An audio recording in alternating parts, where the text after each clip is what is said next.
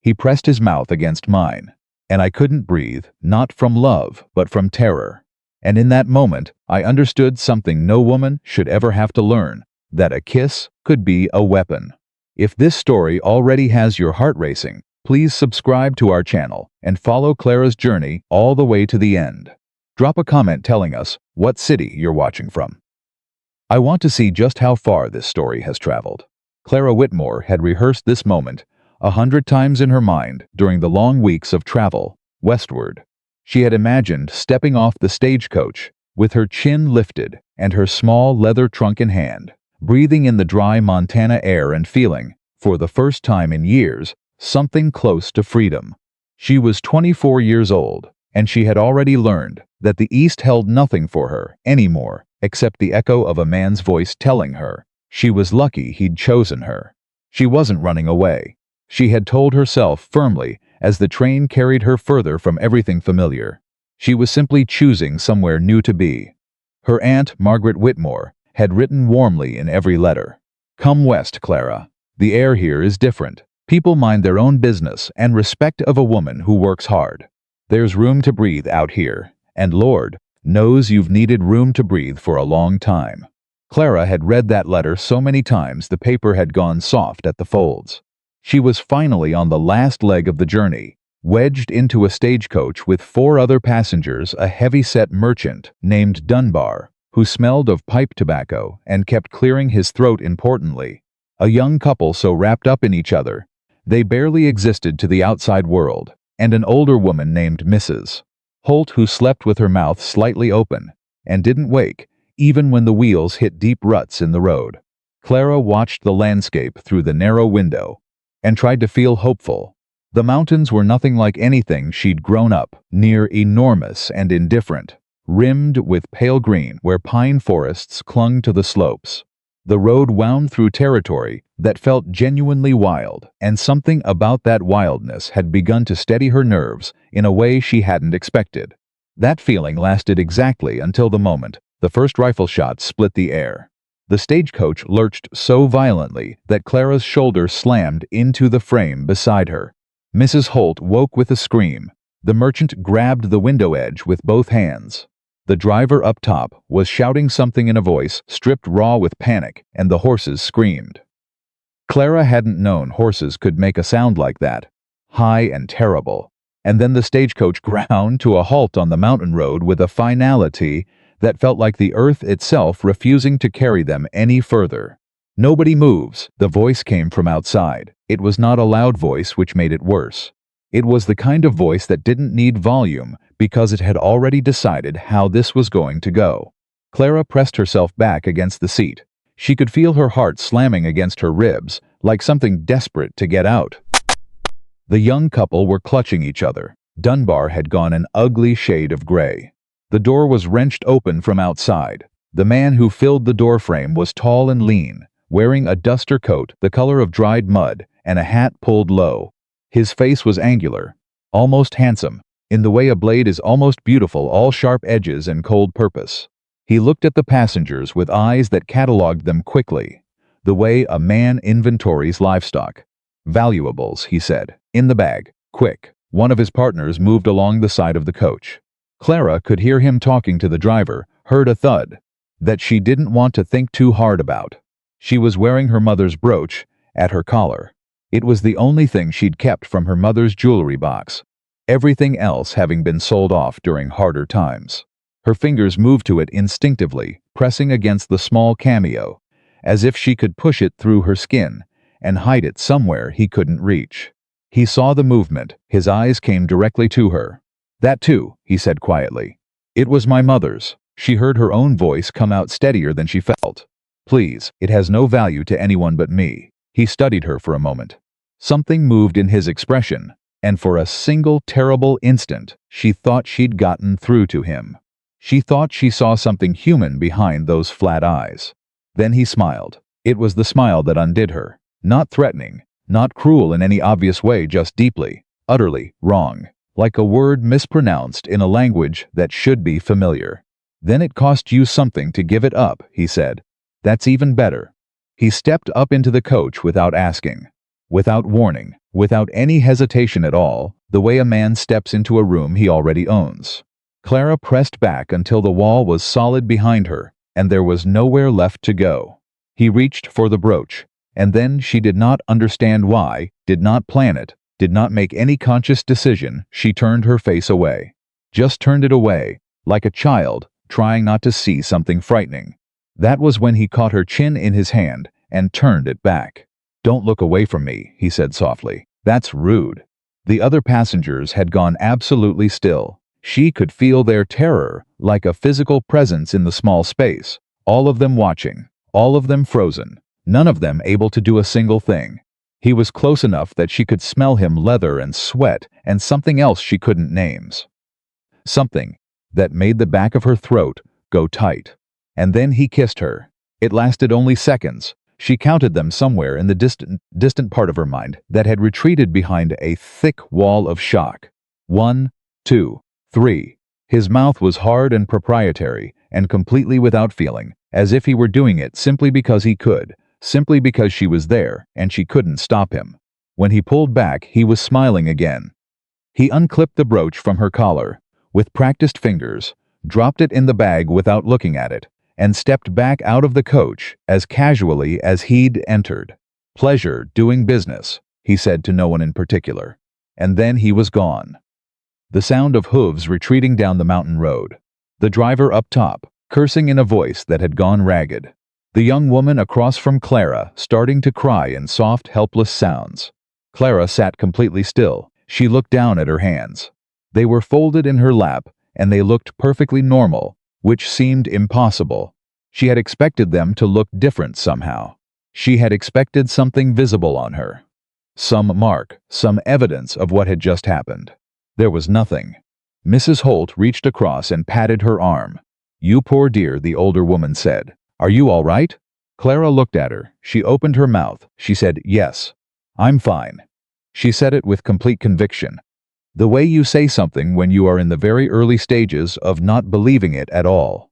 By the time the stagecoach rolled into Willow Creek, Clara had put everything that had happened into a box in her mind and placed that box somewhere high up and out of reach. She knew from experience that this was not the same as healing. She knew the box would fall eventually, would fall open at the worst possible moment. But for now, she needed to function. She needed to find her aunt. She needed to breathe. The town materialized out of the landscape: a main street, a row of storefronts, horses tied outside a saloon, a church with a plain wooden cross at its peak, people moving with the purposeful efficiency of those who had real work to do, and no time to waste on anything else. Margaret Whitmore was waiting at the edge of the street, and she was nothing like the frail elderly figure Clara had half imagined during the journey. She was a compact, sharp-eyed woman in her late 50s, with the look of someone who had decided a long time ago that the world would simply have to keep up with her. She took one look at Clara's face and pulled her into a hug that was brisk and firm, and exactly what Clara needed. "You look terrible," Margaret said into her hair. "There was a robbery," Clara said, "on the mountain road." Margaret pulled back and looked at her carefully. Not the surface look, but the kind of look that goes underneath. "Are you hurt?" "No," Clara said. And then, because her aunt's eyes were too direct and too knowing to lie to completely, not in any way that shows. Margaret held her gaze for a moment longer, then she nodded once. "We'll get you settled," she said. "Then you can tell me what you want to tell me." And not a word more. It was the most merciful thing anyone had said to Clara in a very long time. She did not sleep that first night. She lay in the small bedroom of her aunt's house and stared at the ceiling and told herself with fierce internal discipline that she was safe. The door was locked. The window was latched. No one was going to come through either one. But her body didn't believe it. Her body kept rehearsing the moment in the stagecoach, over and over, kept flinching at shadows, kept sending jolts of cold electricity through her chest, for no external reason at all. She understood on some distant, rational level that this was what fear did when it had nowhere left to go. She understood it academically. Understanding it did absolutely nothing to make it stop. She got up before dawn and sat in her aunt's kitchen and drank 2 cups of strong coffee and watched the light come back into the sky and made herself a series of quiet promises. She was not going to become a woman who trembled. She was not going to let one man's cruelty define what she believed about all men. She was not going to spend the next chapter of her life hiding. She repeated these promises until the sun was fully up, and she almost believed them. It took her 3 days before she went into town. Margaret didn't push. She was the kind of woman who understood that some wounds needed space, more than they needed attention, and she simply went about her routines and let Clara find her own footing. But on the third morning, Clara put on her good dress and her sensible boots and walked down the main street of Willow Creek, with her head up and her hands still at her sides. The town watched her with the uncomplicated curiosity of a place, small enough that a new face was still notable. People nodded. A woman outside the dressmaker's shop smiled and introduced herself as Louise. The man at the general store tipped his hat and called her Miss in a tone so matter-of-fact that it barely registered as a courtesy. She was fine. She was managing. She was standing outside the dry goods store, studying a list her aunt had given her, when she heard raised voices from the direction of the livery stable. Not unusual. Men argued about horses and money and territory in frontier towns, with the same regularity that people back east argued about real estate. But something in the pitch of one voice made her look up. There were 3 men near the livery. 2 of them she didn't recognize, rough-dressed, hard-faced, the kind of men who traveled light and left quickly. The third was a large, square-shouldered figure in work-worn clothes whose back was to her. "You got no business telling me what I can and can't do on this road," one of the rough men was saying. His voice had that same quality she'd heard in the stagecoach, quiet and certain and very dangerous. "I've got every business," the third man said. "When it concerns people in this town, I've got all the business in the world." The rough man stepped closer. "You think that tin reputation of yours means something out here, Callahan. I think," the man named Callahan said, without moving an inch, "that you should take your friend and get back on the road you came in on." There was a silence that lasted long enough to be its own kind of statement. Then, the 2 men exchanged a look that Clara couldn't quite interpret, thing between anger and calculation. And without another word, they turned and walked toward their horses. The man named Callahan watched them go. Then he turned around. He was not what she'd expected from the voice alone. She'd expected someone older perhaps, or with the kind of face that announced its hardness immediately. Instead, she found a man in his early 30s, with dark, weathered features and eyes that were the specific gray of a sky, considering whether or not to rain. His jaw was set, but as soon as the 2 men had mounted and ridden off, something in his expression let go of its tension, the way a door unlocks after you've found the right key. He noticed her standing there. He didn't react the way some men did, no quick assessment, no adjustment of posture, no smile deployed like a tool. He just looked at her for a moment with an expression of simple, uncomplicated acknowledgement, like someone noting a fact. Then he nodded and turned back toward the livery. Clara realized she had been holding her breath. She released it slowly and looked back down at her list. She asked about him that evening. "Ethan Callahan?" Margaret repeated, spooning the last of the stew into bowls. "He runs the ranch about 3 miles east of town. Been there since he was 19. Lost his parents young and ran the place himself ever since." She set the pot down and sat across from Clara. "Good man, quiet. Keeps to himself more than most." "Why? I saw him face down 2 men outside the livery today," Clara said. Margaret nodded slowly. "That would be him," she paused. "He's the reason this town still has most of its livestock and hasn't had a full-scale robbery in 2 years. He doesn't carry a badge, and he doesn't seek credit for it. He just deals with what needs dealing with."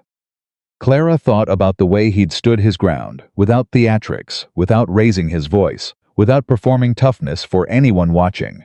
She thought about how different that was from every other display of male authority she'd witnessed in her life, which had always been about audience, always about making sure someone was watching and understanding who held the power. "Is he married?" she heard herself ask, and then wished immediately that she hadn't, because the question sounded like something other than casual curiosity. Margaret's eyebrow moved in a way that said she'd noted the question and filed it somewhere useful. No, she said simply, never been. Clara ate her stew and said nothing more about it. But that night, for the first time since she'd arrived, she fell asleep before midnight. She began to have a recurring thought that she didn't discuss with anyone. The thought arrived usually in the hour before dawn, when the house was completely quiet and she was too awake to sleep and too tired to do anything productive. The thought was this: that the man, the stagecoach, had taken something from her that she hadn't even known she was carrying, until it was gone. Not just the brooch. The brooch was a physical object, replaceable in theory if not in sentiment. What he'd taken was something more like a posture she'd maintained toward the world. An assumption so basic she'd never had to name it explicitly. The assumption that she had the right to say no. Not just to physical contact. To everything. To being looked at in a certain way. To being spoken to in a certain tone. To having her reaction to any of it dismissed as overreaction or weakness. She'd grown up understanding in some inarticulate way that certain things about her belonged to her and no one else. And she'd moved through the world with the fragile confidence of someone who has never had that understanding seriously challenged. The man in the stagecoach had challenged it. He'd looked at that confidence and smiled his wrong smile and demonstrated, without a word, that he considered it a charming fiction. She was trying to rebuild it. She was trying to locate the pieces of it and put them back together through sheer force of will. But, the honest truth, the truth she said to no one, not even to Margaret, who was sharper than anyone Clara had met, was that she couldn't quite remember what it had felt like to possess it whole. She started leaving the house earlier each morning. She told herself it was because she liked the quiet of the town before it fully woke up. She told herself it was practical. She was learning the rhythms of the place, understanding where everything was, making herself familiar and familiar seeming. And it was all of those things. But it was also true that she was looking for the specific quality of morning air that made her feel like she could choose her own direction. She was walking routes that she chose deliberately, that no one dictated to her, stopping when she wanted to stop and moving when she wanted to move. It was a small, ridiculous kind of freedom. She was aware it was small and ridiculous. It was also currently all she had. On the fifth morning, she took the eastern road out past the edge of town and walked further than she'd intended. And without planning it, she came within sight of the ranch. It was a working ranch. Clearly, there was nothing decorative about it. The barn was large and well-maintained. The fences straight and solid in a way that spoke of regular attention. The main house was modest but sound-looking. And there was a man in the early morning light, working on the fence line with them neat, methodical rhythm of someone performing a task for the 100th time and still performing it carefully. She recognized the shoulders before she recognized anything else. Ethan Callahan was replacing fence posts with the kind of focused attention she associated with people who took unglamorous work seriously. He hadn't seen her. She was far enough down the road to turn back without him noticing.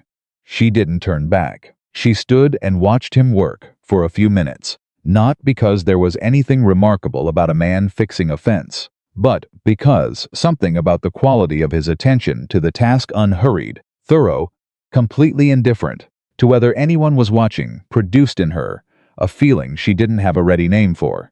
Then he looked up and saw her. There was a moment where she expected him to wave or call out, or do any of the things people did to bridge distance. Instead, he just raised one hand in a brief, simple gesture of acknowledgement. "I see you there. You're welcome to be there. No further demands." She raised her hand back. And then she turned and walked back toward town, and she was breathing more easily than she had since she arrived, and she didn't stop to analyze why. She was back at the ranch road the next morning, and the morning after that. On the fourth morning, he had left a post mid and walked down to the road. "You walk out this way every day," he said. It wasn't quite an observation and wasn't quite a question. "I like mornings," she said. "So do I." He looked down the road in the direction she'd come from, then back at her. "Ethan Callahan, I know. I asked about you." She paused, recognizing that this was perhaps more forthright than she'd intended. "Clara Whitmore, Margaret's niece." He nodded. "I know. She mentioned you'd be arriving." Something about the straightforwardness of the exchange was steadying. No performance, no maneuvering. Just two people standing on a road exchanging names they already knew, and neither of them pretending otherwise. "You don't ask questions," she said suddenly. He looked at her. "What kind of questions?" "Any kind. Most people I've met in town have asked me at least 5 questions in the first 2 minutes. Where are you from? Why did you come west? What are you planning to do? How long are you staying?" She paused. "You haven't asked any of them." He was quiet for a moment. "I figure you'll tell me what you want to tell me," he said finally. "Asking just puts pressure on things that ought to be offered freely." She stared at him. She thought of the way her former life had been built entirely on a framework of extraction information, pulled out of her, decisions pulled out of her, compliance pulled out of her, through 1,000 small and large pressures applied. So regularly she'd stopped recognizing them as pressure at all. "That's an unusual view," she said carefully. He shrugged. "It's just decent," he said. "Most people make it complicated." She went home that morning, feeling something she hadn't felt since, before the stagecoach, before a lot of things. She felt something that was the beginning of trust. It was fragile and new, and she handled it the way you handle something that has come back, after a long time, way carefully, without much pressure, grateful it had returned, and frightened of doing anything that might drive it off again. She was not foolish enough to mistake it for safety yet, but it was a beginning. That afternoon, sitting at her aunt's kitchen table, she finally told Margaret about the stagecoach. Not everything, not the worst of it, but enough. She described the man, the rifle shot, the passengers frozen in their seats, the brooch. Margaret listened without interrupting, which Clara had come to understand was one of her aunt's most valuable qualities. When Clara stopped talking, Margaret said, "Did you report it to the sheriff when you arrived?" "The driver did, I think." "I don't know what happened with it." "It goes to the federal marshal eventually," Margaret said. "The road bandits in this territory have been a problem for 2 years.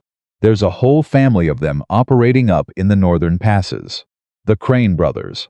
Everyone knows the name, and nobody's managed to catch them for long." The name landed in Clara's chest with a specific leaden weight. A family, brothers, not a single man moving through, not a solitary predator. A whole operation, organized, ongoing, the kind of thing that didn't simply go away. "Is Willow Creek safe?" she asked. "Safe enough," Margaret said. "The town has people watching out for it. Ethan Callahan and a few others." She looked at Clara. "I'm not going to tell you there's nothing to worry about, because that's not honest. But I will tell you that you're not alone here, and that matters a great deal." Clara thought about that for the rest of the evening. She thought about the Crane brothers, and about the way the man in the stagecoach had smiled, and about the way Ethan Callahan had faced those 2 men outside the livery without flinching. And she thought about a specific truth she'd been carrying since the stagecoach, and hadn't said aloud to anyone. The man who had pressed his mouth against hers had worn a coat she'd seen before. A duster, dust-colored, with a particular pattern of worn leather at the collar. She'd seen it on one of the 2 men Ethan Callahan had faced down, which meant that the man who had put fear in her mouth like a stone was still somewhere in this territory. And he had already been to this town once, since she arrived. She sat very still at the table and breathed through it. She was not going to run again. She had made that promise to herself, and she was going to keep it. But she understood now, with a clarity that was almost physical, that what she'd arrived in Willow Creek hoping was a new beginning was actually something more complicated than that. It was the same story, playing out in new geography, and the question she hadn't yet answered, couldn't yet answer, was whether she was strong enough to see it through to a different ending. Her hands were folded on the table in front of her. She looked at them for a long time, then she got up and went to bed. And for the first time since arriving in Montana, she slept through the entire night, not because she wasn't afraid, but because she had decided that fear was not going to be the last word. That decision, fragile and fierce and barely formed, was the first real thing she'd built since she'd arrived in Willow Creek. And it was, though she didn't know it yet, the foundation of everything that was going to come next. The morning after she slept through the night, For the first time, Clara woke up angry. Not at anything specific, not at anyone she could name. Just angry in that deep, sourceless way that arrives sometimes after the body has finally stopped running on pure adrenaline and has a moment to take stock of the damage. She lay in bed and stared at the ceiling and felt the anger move through her like a current, hot and restless, and she let it. She had spent too much of her life managing her emotions into shapes that were convenient for other people, and she was done with that particular exercise. She got dressed and went to the kitchen, and Margaret was already there, already moving with her customary efficiency. And she set a plate in front of Clara without a word and poured coffee and sat down across from her with her own cup. "You look better," Margaret said. "I slept, I know." "I checked." Clara looked up at her. "You're my blood," Margaret said simply. "I check." Something in Clara's chest loosened at that. Just slightly, just enough to let her breathe a little easier. She ate the eggs on the plate and drank the coffee and thought about the Crane brothers, and thought about the man in the duster coat, and thought about Ethan Callahan, standing solid on the road with his hand raised in simple acknowledgement. And she arranged these thoughts into a kind of map she could navigate by. She had two options. She could live in Willow Creek in the way she'd originally planned, quietly, carefully, maintaining the smallest possible presence, while she tried to rebuild herself from the inside out. She could keep her head down and avoid anything that felt dangerous, and wait for the fear to subside on its own timeline. Or she could live here, the way she'd promised herself she would, when she was still on Chan train heading west. When the idea of a fresh start had felt so clean and full of possibility that she'd actually allowed herself to feel something like excitement. She already knew which one she was choosing. She'd chosen it last night when she decided fear wasn't getting the last word. She just needed her body to catch up with her decision. She went into town that afternoon and introduced herself properly to 3 people she'd only nodded at before. She went into the dressmaker's shop and spent 20 minutes talking with Louise, who turned out to be sharp and funny and fiercely knowledgeable about the political landscape of the territory. Things Clara hadn't expected to discuss in a frontier dressmaking shop, and which she found immediately refreshing. She stopped at the general store and asked the proprietor, a man named Grover, with reading spectacles perpetually pushed up on his forehead, about what was needed in the community and where a woman with some education and organizational ability might be useful. Grover looked at her over the rims of his spectacles and said, "You the Whitmore woman's niece?" "I am. She's been needed 3 of you for years," he said. "Talk to the school teacher, woman named Eliza Horn. She's been managing 40 children alone since spring." Clara wrote the name down in her small notebook and walked out with the particular purpose of someone who has just been handed a direction. It was on her way back to the eastern road that she passed the livery and heard the sound of raised voices again, and felt her stomach clench with automatic, animal fear before her brain could catch up and remind her that she was in town in a daylight surrounded by people. But this time it wasn't trouble. It was Ethan Callahan arguing, which was perhaps too strong a word, disagreeing firmly with a boy who looked about 15 and was trying to manage a horse that was not interested in being managed. The horse was a young chestnut mare, clearly green, clearly agitated, and clearly winning against the boy's increasingly frantic efforts. "Don't pull," Ethan said, his voice carrying the same quality she'd first heard outside the livery, calm, certain, not loud. "The more you pull, the more she fights. Ease back." "She won't listen to me," the boy said, his voice cracking somewhere between frustration and genuine distress. "She's listening to everything you're feeling," Ethan said. "That's the problem. You're telling her you're scared, and she's taking that as information about what she should be scared of." He stepped forward and put a hand on the horse's neck and said nothing for a moment. The mare tossed her head once, twice, then went still. "See that? She's not stupid. She's just getting bad information." The boy stared at the suddenly calm horse with an expression of pure disbelief. "She reads you," Ethan said. "Most creatures do if you're paying attention." Clara had stopped walking. She was standing close enough to hear, and she made no effort to pretend otherwise. And when Ethan turned and found her there, he did the same thing he always did, acknowledged her presence with a simple nod, made no production of it. "Miss Whitmore," he said. "Mr. Callahan." She looked at the mare. "That works with horses?" "Works with most things that are frightened," he said. "They pick up on what you're actually feeling, not what you're trying to show them. Easier to just feel the right thing." She stood with that for a moment. "What's the right thing to feel?" she asked. "Safe yourself," he said, "so they know they can be." She went home that afternoon, and those words followed her through the rest of the day, like a hand resting quietly on her shoulder. She met Eliza Horn 2 days later in the one-room schoolhouse on the north side of town. Eliza was perhaps 30, with the specific exhaustion of someone who loves their work genuinely but has been given 3 times more of it than any single person should carry. She shook Clara's hand with a grip that meant business and looked at her with undisguised assessment. "Grover says you have organizational ability," Eliza said. "I've been told that. Can you read to children without condescending to them?" Clara blinked. "I believe so. Good. Most people who volunteer here read to them like they're addressing a slightly dim pet." Eliza gestured at the room, the rows of benches, the slate board, the precarious stack of books at one end. "I need someone Tuesday and Thursday afternoons. Reading and basic arithmetic. The older children help the younger ones, but they need someone adult in the room, or it devolves immediately into chaos." "I'll be here Tuesday," Clara said. She was there Tuesday, and Thursday, and the following Tuesday. The children were exactly as Eliza had described them, 26 of them, ranging in age from 6 to 13, ranging in temperament from angelic to nearly feral, united only in their absolute commitment to testing the limits of whatever adult was in charge. Clara had not spent significant time around children before, and the first afternoon was genuinely disorienting. But by the second week, she had figured out the simple and powerful truth about them. They responded to consistency. They tested you, not because they wanted you to fail, but because they needed to know whether you were going to hold.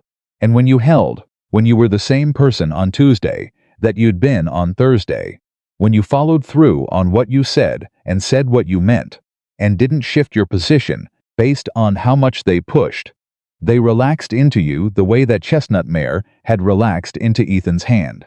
She thought about that parallel more than once during those weeks. The town was beginning to know her. People recognized her on the street and greeted her by name. Louise from the dressmaker's shop waved from across the road. Grover saved things for her that he thought she might need. The children began running toward her when she arrived on Tuesday afternoons. "Ethan," Stev, looking up to see who it was, and immediately testing whether this newcomer would last. It was the beginning of something she'd thought she'd forgotten how to have. Not happiness. Exactly, happiness felt too large and too careless a word for what it was. More like rootedness. Like the sense that the ground beneath her was actually going to hold. She was still afraid sometimes. She was afraid when men she didn't know spoke to her too abruptly. Afraid when a voice got loud. Afraid in the early mornings, when the box in her mind fell open, and the memory inside it was suddenly present and vivid and unmanageable. She was afraid at night sometimes in ways she hadn't been afraid before the stagecoach. Afraid of shadows that had previously been simply shadows. But she was present. She was choosing to be present. And that, she was beginning to understand, was the only real answer to what fear tried to do to you. She was walking the eastern road on a Wednesday morning when Ethan came out of his ranch gate. At the same moment, she passed it. And they both startled slightly, which made her laugh, before she could stop herself. A short involuntary sound she hadn't heard from herself in what felt like a long time. He looked almost surprised by the laugh. Not in a bad way, more the way you look when something unexpected is actually pleasant. "You're early today," he said. "I'm always early," she said. "You've just been later." He fell into step beside her, which she registered with a small internal adjustment. Someone walking beside her, in her space, her periphery, and waited to see if her chest tightened the way it had been doing for weeks. It tightened slightly, not as much as it had before. They walked in silence for a little while, which was one of the things she'd noticed about him. He didn't fill silence with noise the way most people did. He let it exist without it becoming awkward, which was a skill she'd undervalued until she encountered it in him. "I heard you're working with Eliza Horn," he said eventually. "Twice a week. She's a good woman. Been holding that school together with sheer determination for 2 years." "She's remarkable," Clara agreed. "She told me on my first day that most volunteers talk to children like slightly dim pets. I've been thinking about that ever since." A sound that was almost a laugh. "That sounds like Eliza. She's not wrong." Clara paused. "I've been thinking about how often we underestimate people who are smaller or quieter or more frightened than us. We treat their fear like it's a character flaw." A beat of silence. "Or their pain," he said. She looked at him. "People are uncomfortable around pain that doesn't resolve quickly," he continued. He was looking ahead, his voice level and considered. "They start treating it like an inconvenience. Like if someone would just decide to get over it, everyone could stop being uncomfortable." She recognized the truth in this so completely and so immediately that it bypassed all her careful composure and hit something central and unguarded. "Yes," she said, just that word. Another silence, but a different kind. The kind that comes after something real has been said, and both parties are letting it settle. "My father died when I was 11, Ethan said. My mother 3 years after. I spent about a year after she died with people telling me I should be getting back to normal."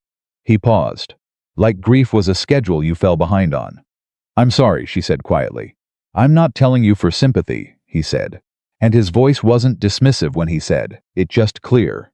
"I'm telling you because I understand that some things take the time they take, and anyone who tells you otherwise has never actually carried anything heavy." She wanted to say something about the stagecoach. She could feel the words forming, could feel the pressure of them, the way you feel a confession building before you've made the decision to make it. She wasn't ready. She wasn't there yet. But the fact that she wanted to say it, that for the first time since it happened she was somewhere near a person she might actually trust with it, felt like its own kind of landmark. "I should turn back," she said, when they reached the point in the road where she usually turned. He nodded. "Same time tomorrow?" It was the first time he'd suggested continuing the walks explicitly, rather than simply appearing on the road. "Same time tomorrow," she said. It became a pattern. Not a planned formal thing. Nothing was formally proposed or agreed to. It simply became true, the way certain things become true when you stop resisting them. She walked the eastern road in the morning, and Ethan joined her when he could, and sometimes they talked, and sometimes they walked, in silence, and both felt in different ways. She learned things about him during those walks. He was meticulous about the ranch in ways that went beyond practical necessity. He kept records of every animal's health, every repair made to every fence and outbuilding, every season's costs and yields. Not because anyone required it of him, but because, he said, he believed you owed the things in your care the respect of your full attention. She asked him once where he'd learned that. "My father," he said.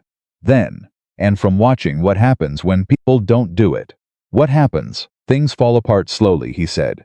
"And nobody notices until it's already too late to fix it easily." She heard multiple meanings in that, and said nothing about them, and she suspected he knew she'd heard them. She told him about the East, not about the man she'd left behind there, not yet. Not that, but about the world she'd grown up in. The drawing rooms, the careful social arithmetic of who sat where and said what to whom and what it signified. The way her education had been designed entirely to make her an appealing acquisition, rather than an independent person. She described it without bitterness, because bitterness required an audience. And she wasn't performing for one. "Did you want any of it?" he asked. "The life they were building for you?" She considered that carefully. "I wanted the parts that were actually about something," she said finally. "I liked learning. I liked reading. I liked the parts where there was something real to engage with." She paused. "I didn't like being shaped around the edges to fit someone else's idea of what I should be." He nodded slowly, like he was filing this information. Somewhere it would be respected. "You're not shaped," he said. "I noticed that about you. Most people who come from that world, you can feel the mold they came out of. They're still inside it somehow." He looked at her briefly. "You're not." It was the most personal observation he'd ever made about her, and she felt it land with precise accuracy, the way only true things do. It cost something, she said quietly. Most things worth having do, he said. She was at the schoolhouse the following Tuesday, when Louise from the dressmakers came to the door looking for her, and the expression on Louise's face, controlled but not controlled enough, made Clara's stomachs drop before a word was spoken. "There's been trouble on the eastern road," Louise said quietly. "A family coming in from the north. Their wagon was stopped. Man was roughed up, woman and children frightened badly." She paused. "It's the Crane outfit. Everyone knows it." The name hit Clara in the sternum. She excused herself from the children, who immediately looked at each other, with the radar of small people attuned to adult distress, and walked outside with Louise. "Is everyone all right? The man has a broken arm and some bruising. His wife is in a bad way, she won't speak, according to the sheriff. Children are shaken." Louise lowered her voice further. "Same description of the leader, big man, duster coat. The Crane brother who runs the operation." Clara's vision went very slightly unsteady. She planted her feet and breathed carefully, deliberately, and felt the ground hold under her. "Where's Ethan?" she heard herself ask. "Already at the sheriff's," Louise said. "He brought the family in himself. He was on the road when it happened. He was on the road when it happened." She thought of him every morning on that road, thought of the way he moved through that particular territory, as though it belonged to him, not in any proprietary sense, but in the way that someone takes ownership of keeping something safe. She went to the sheriff's office. The family was there, father sitting with his arm splinted, face gray with pain, and something harder than pain. Mother in the corner with both children leaned against her, her arm around each of them, her eyes at a middle distance. Clara recognized from the inside. A woman who has gone somewhere interior because the outside is temporarily too much. Ethan was standing near the sheriff's desk, and he turned when Clara came in with no surprise on his face, as though he'd expected her to appear. "You heard," he said. Louise came to the school. She looked at the mother in the corner and felt something go very steady in her. The way emotion sometimes settles into something functional, when there's actual work to do. She crossed the room and crouched down to the woman's level. "My name is Clara," she said quietly. "I'm not going to ask you anything right now. Is it all right if I just sit with you for a while?" The woman's eyes shifted to her. She said nothing for a long moment. Then she nodded. Clara sat down beside her on the bench and said nothing, and did not try to make anything better in the ways that couldn't be made better. She just sat there, which was something she knew how to do, having needed someone to do it for her. After an hour, when the father had been seen by the doctor and arrangements had been made for the family to stay with one of the local families who had room, the mother said her first words since being brought in. "Does it get better?" she asked, directing the question at no one specific, at the air between her and Clara. Clara looked at her hands. She thought about the truthful answer versus the comforting answer, and decided this woman's deserved the truthful one. "Not all the way back to how it was before," she said. "But it changes shape, it gets lighter, and there are days that feel entirely like your own again." She paused. "I haven't had enough of those days yet, but I've had some." The woman looked at her directly for the first time. Something in her expression shifted recognition, maybe. The specific recognition of someone who knows they're talking to a person who has been inside the same kind of dark. "How long?" the woman asked. "I've been here about 6 weeks," Clara said. The woman nodded. She pulled her children a little closer. Clara stayed until the family left with their hosts. Then she stood in the doorway of the sheriff's office and felt the day's weight arrange itself on her shoulders, in a way she could only partially manage. Ethan appeared beside her. Neither of them spoke for a moment. "You knew what to say to her," he said finally. "I knew what would have helped me," Clara said. "I guessed it might help her." A pause. "Did someone sit with you?" he asked. It was asked carefully, without weight, leaving her every possible exit. "My aunt," she said. When I told her part of it, another pause. "There's more I haven't told anyone." He said nothing. He did not lean forward, did not look at her, with the hungry anticipation of someone waiting to hear something difficult. He just stood there, present, steady, waiting for nothing. "On the stagecoach," she said, "when it was robbed." She kept her eyes forward. "The man who ran it," she stopped, organized the words. "He wasn't just interested in valuables." The silence from Ethan during these seconds was the most careful silence she'd ever heard. Full of attention, empty of demand. "He wore a duster coat," she said. "The kind with worn leather at the collar. I saw it again 2 days after I arrived. On one of the men you faced down outside the livery." She felt rather than saw the shift in him. Something went very still. "You're certain?" he asked. His voice was exactly the same as it always was. But underneath that surface, she heard something that was not quite controlled anger. Was controlled anger barely. "I am," she said. "I've been certain since the second day." "Why didn't you?" He stopped himself, reconsidered. "Clara, I know," she said. "You've been carrying that since you got here." "Yes," he exhaled slowly. "I'm not going to tell you what you should have done," he said. "That's not my—" He stopped again. "I just need you to know that I'm sorry. That you came here, thinking you were moving away from it, and it was already here." She turned and looked at him then, because she needed to see his face when he said the next part of whatever he was going to say. His expression was something she didn't have a ready word for. It wasn't pity. She knew pity, had been on the receiving end of it, knew its particular flavor of distance disguised as concern. This was something else, something more like the feeling of being looked at clearly, seen whole, without any of the parts being edited for someone else's comfort. "His name is Cole Crane," Ethan said, older of the two brothers. "He's been operating in this territory for 3 years.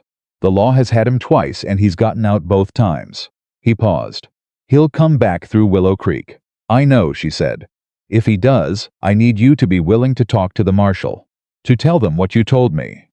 She felt the familiar tightening in her chest.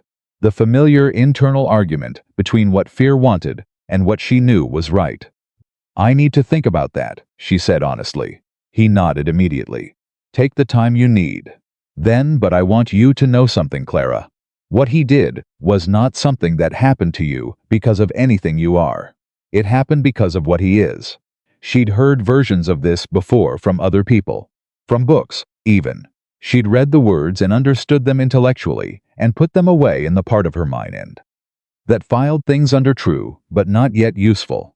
But standing here, with this man saying it in a voice that had no agenda behind it, she felt it land differently. Not as comfort, as fact. "I know that," she said. "I'm working on believing it." "That's the same thing," he said. "Knowing is just the beginning of believing." She looked at him for a long moment. "You're not what I expected," she said.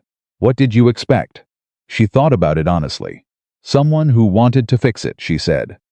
"Everyone I've encountered since it happened has wanted very much to fix it. To say the right thing that will make it go away so they can stop being uncomfortable in the presence of it." "I can't fix it," he said. "I wouldn't try." "I know," she said. "That's what I mean." She walked home alone that evening because she needed the quiet of her own company, needed to be alone with the strange mixed feeling of having said the important truth out loud for the first time, and having had it received without damage. She turned it over in her mind the whole way back, examining it from different angles, checking it for hidden costs. She couldn't find any.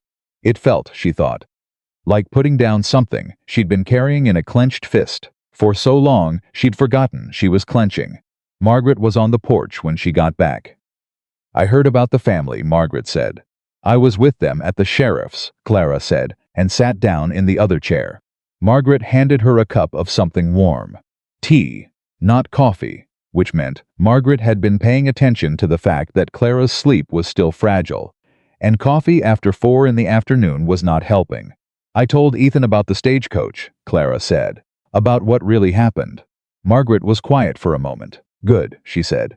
"He didn't try to fix it," Clara said. "He just received it." "Yes," Margaret said. "He would." Clara looked at her aunt. "You know him well." "I know him well enough," Margaret said. "He's the kind of man who learned early that other people's pain is real, regardless of whether it's convenient for him. Some people need 30 years to learn that and never quite manage it." She sipped her tea. "He figured it out before he was 25. Clara thought about that. She thought about a 19-year-old boy taking over a ranch alone, carrying his grief without anyone offering to take shifts with it.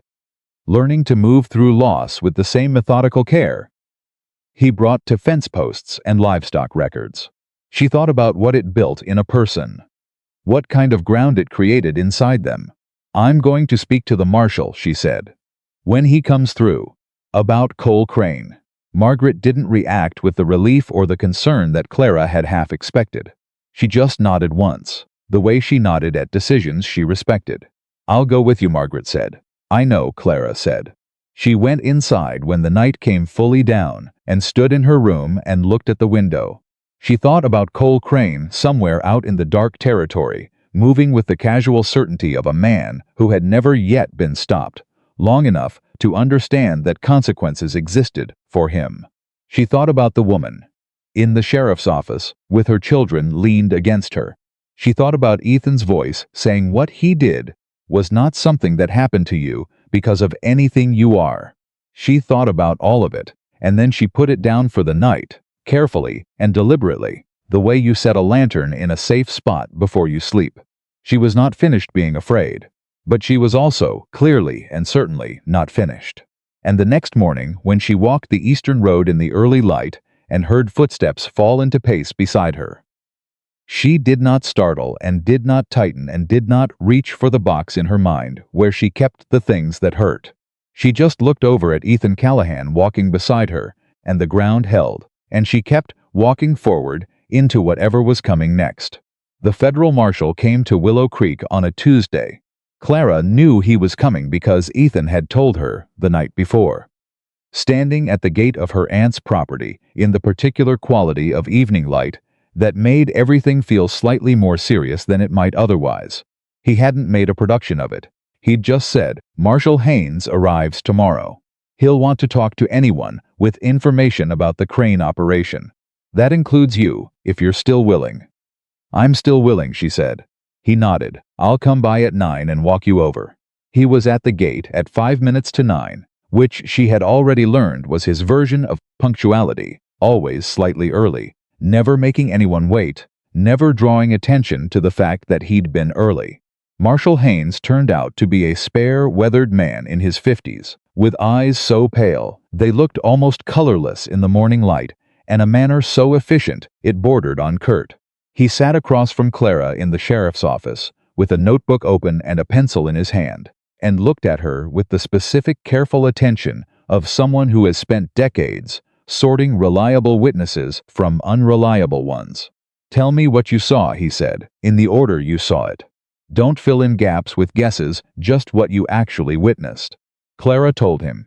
She told him about the stagecoach, about the rifle shot, about the passengers frozen in their seats. She told him about the man's voice, and the particular quality of his smile, and the duster coat with the worn leather at the collar. She told him about the brooch, about those seconds she'd counted somewhere in the back of her mind. She told him about seeing that same coat on one of the men outside the livery 2 days after she arrived. She told it the way he asked for it, in order, without dramatization, without filling the gaps with anything except what she'd actually seen and heard and felt. When she finished, Marshal Haynes looked at his notes for a moment. "You're a good witness," he said, and it was said the way he said everything, not as a compliment exactly, more as a classification, an accurate statement of fact. Most people either underreport because they're frightened or overreport because they want to be useful. You did neither. "I've been thinking about what I'd say for 6 weeks, she said. "It shows." He closed the notebook. "What you've described is consistent with 12 other reports I have on Cole Crane, going back 3 years. The coat, the voice, the smile." He paused, and something shifted briefly in his expression, something almost like anger brought to heel. He's particular about the smile. Witnesses always mention the smile. The thought of other women in other stagecoaches on other mountain roads, describing that wrong smile to other officials, made Clara's hands go still in her lap. "Will it be enough to hold him?" Ethan asked from the corner. He'd been quiet through the whole of Clara's account. Present, but not inserting himself, which she was grateful for. "Combined with what else I have." "Possibly," Haynes said. "If I can get him in front of a judge in Helena, possibly." He stood. "The issue is getting him there. He's been caught twice and released both times on jurisdictional complications. His voice went dry and precise. On those last two words, the tone of a man who has dealt with bureaucratic obstruction long enough to have run out of patience for it, without running out of professionalism. I'm working to close those gaps. He thanked Clara and left with Ethan to review the recent incidents on the northern road, and Clara sat alone in the sheriff's office for a moment and breathed. She had done it. She had said the true thing out loud, to a person who was in a position to act on it, and she had done it in her own voice, without anyone holding her up or speaking for her. And her hands were trembling slightly, but she was still seated upright in the chair. And that seemed like the important fact. Sheriff Dolan, a stocky man with a permanently worried expression who had been standing near the door throughout the interview, looked at her and said, "Can I get you anything? Water?" "I'm all right," she said. "You did well," he offered. "I did what needed doing," she said. "That's different from doing well." She walked home without waiting for Ethan to return. She needed the solo walk, needed the feeling of her own feet making their own choices on the road. By the time she reached her aunt's house, she'd stopped trembling and was hungry in the specific grounded way of someone who has expended a great deal of internal energy, and the body has noticed. Margaret fed her without commentary, and Clara ate and then went to the school and taught arithmetic for 2 hours, and felt, by the end of the afternoon, something that wasn't quite normal, but was considerably closer to it than she'd expected to feel by the end of a day that had started with a federal marshal. She was strong. She was discovering, incrementally and without ceremony, that she was stronger than she'd known. The weeks that followed the marshal's visit had a particular quality that Clara would remember later as the calm before everything. Not a deceptive calm, she wasn't unaware of what was gathering on the edges of it. She knew Cole Crane was still out there. She knew the situation on the northern roads was getting worse, not better. She knew that Ethan was spending more time riding the territory and coming back with the particular tightness around his eyes that meant he'd seen something concerning and was choosing how much of it to share. But there was also this: she laughed more. She laughed at the children in the school, at the chaos of 26 small people, all convinced that their particular interpretation of the arithmetic problem was the correct one. She laughed with Louise over tea, at the dressmaker's sharp-tongued assessments of the town's social dynamics. She laughed with her aunt in the evenings at the kitchen table, at nothing in particular, just at the specific pleasures of existing in the same space as someone who knew you and chose your company anyway. She laughed, twice, walking with Ethan both times at things he said that she hadn't expected to be funny, and which were funny in that precise, observational way that requires actually paying attention to the world. She noticed what it cost her to laugh in the early days. There had been a period in the first weeks here when anything that felt like joy had a tax attached to it, a reflexive guilt, as though feeling good was a form of forgetting, and forgetting was a form of betrayal of herself, of what she'd been through, of the woman in the sheriff's office with her children pressed against her. She knew rationally that this was not true. She knew that healing was not the same as erasure, but knowing and feeling were the separate countries she kept traveling between. It was getting easier to stay in the country, where laughter didn't cost something. She was walking back from the school on a Thursday afternoon, when she heard her name called from across the street and turned to find a man she didn't recognize moving toward her with the kind of purposeful stride that registered in her body before her mind had processed it. She went still. He was perhaps 40, broad-shouldered, with a face that might have been pleasant in other circumstances. He was well-dressed in a way that suggested he'd made an effort, which made the situation more confusing rather than less, and he held his hands out slightly from his sides, as he approached in the gesture of a man demonstrating he wasn't a threat, which, she had learned, was a gesture that either meant you weren't a threat or that you'd figured out that performing non-threat was useful. "Miss Whitmore," he said, "I apologize for stopping you like this. My name is Dalton Crane." The name hit her like cold water. She didn't step back. She was conscious of not stepping back, of planting her feet, of keeping her face as neutral as she could manage, while everything inside her rearranged itself around the 3 syllables of that surname. "Crane," she said. "I know what that name means to you," he said. He was watching her carefully, his voice even, his hands still visible at his sides. "I know what my brother did. Do you?" she said. "I'm not here to excuse it or ask you to understand it," he said. "I'm here because I want you to know that I've been looking for a way to bring him in for 2 years. Long before the marshal got involved." He paused. "Cole and I haven't spoken in 4 years. I left the family operation when I understood what it was becoming, when I understood what he was." She was listening to every word, with the specific attention of someone who has learned the hard way to track the difference between sincerity and performance. "Why are you telling me?" she asked. "Because you talked to the marshal," he said. "Because people in this town trust you. And because I have information about where Cole is operating from, and I need someone to take it to Haynes who isn't me." He held her gaze. "If I go directly to the marshal, Cole will hear about it within 2 days. He has contacts inside every sheriff's office in this territory. But if it comes from a private citizen, from someone outside the law's regular channels." "You want to use me," she said flatly. He absorbed that without flinching. "I want to stop him," he said. "The method is less important to me than the outcome." She looked at him for a long moment. "I'll need to speak to Ethan Callahan," she said.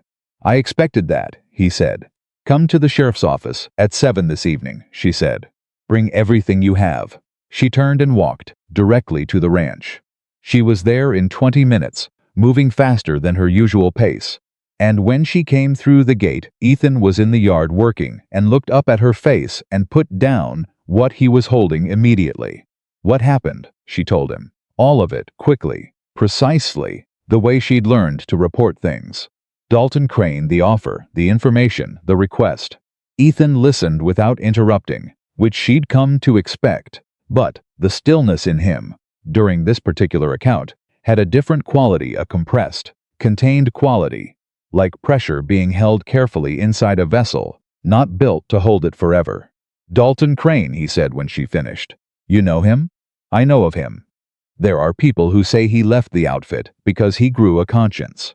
There are people who say it was a falling out over money." He paused. "I don't know which version is true." "I don't either," she said. "But I think he was telling the truth about wanting Cole stopped. Whatever his reasons." Ethan was quiet for a moment. "You believe him?"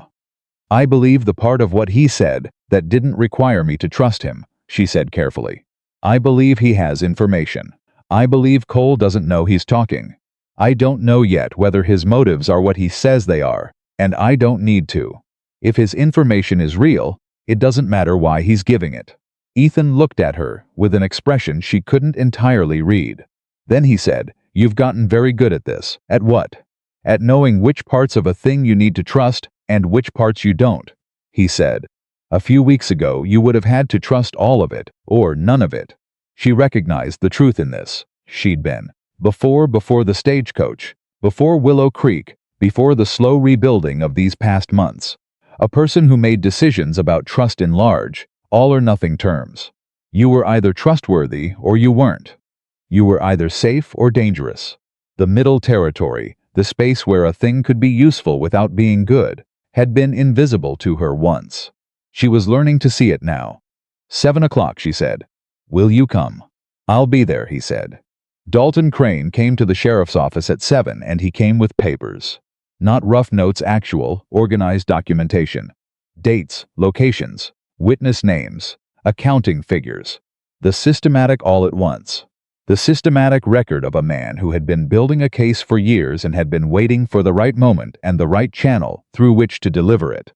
Ethan sat across from him and read through every page with the thoroughness he brought to everything, and his expression revealed nothing. Dolan sat at his desk.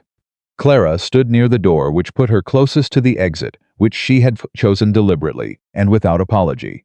"This is real," Ethan said finally, setting the last page down. Dalton met his eyes. "I know it is. The ranch coordinates in the northern pass," Ethan said. "You're certain that's where he's operating from, currently?" "He was there 2 weeks ago," Dalton said. "He moves, but not far. That territory is home to him. He knows every draw and canyon up there." Why not go to Haynes yourself? Ethan asked. The real reason. Dalton was quiet for a moment. Cole has a man inside the federal office in Helena, he said. I don't know who.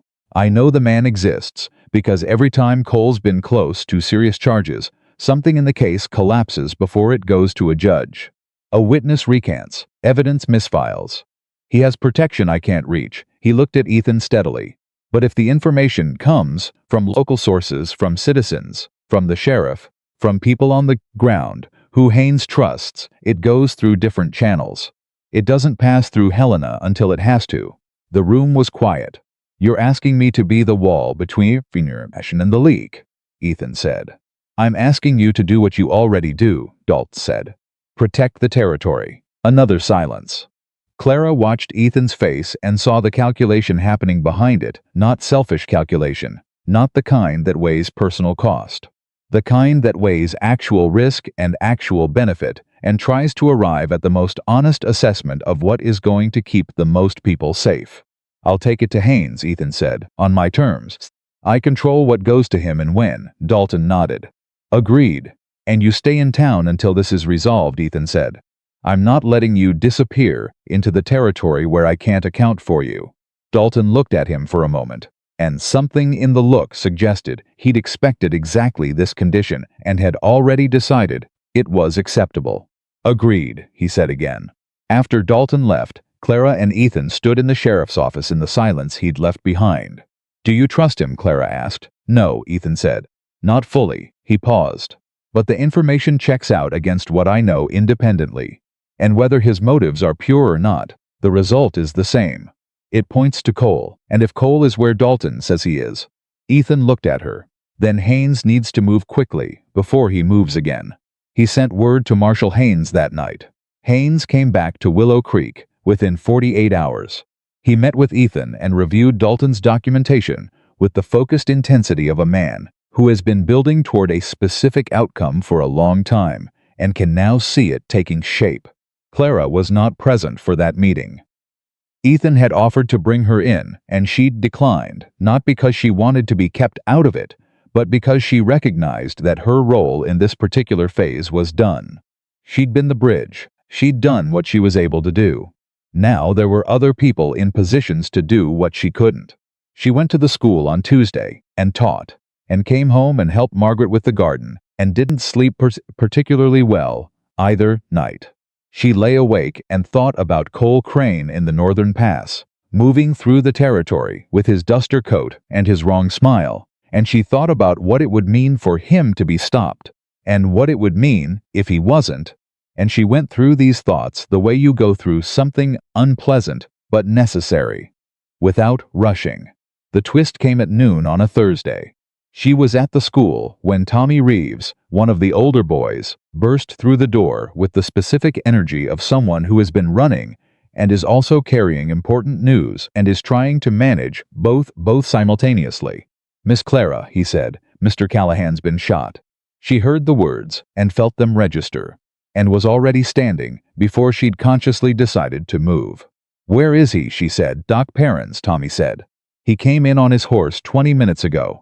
Said it was nothing, but he was bleeding and Doc made him stay. She was out the door. She covered the distance to Doc Perrins in what felt like 30 seconds.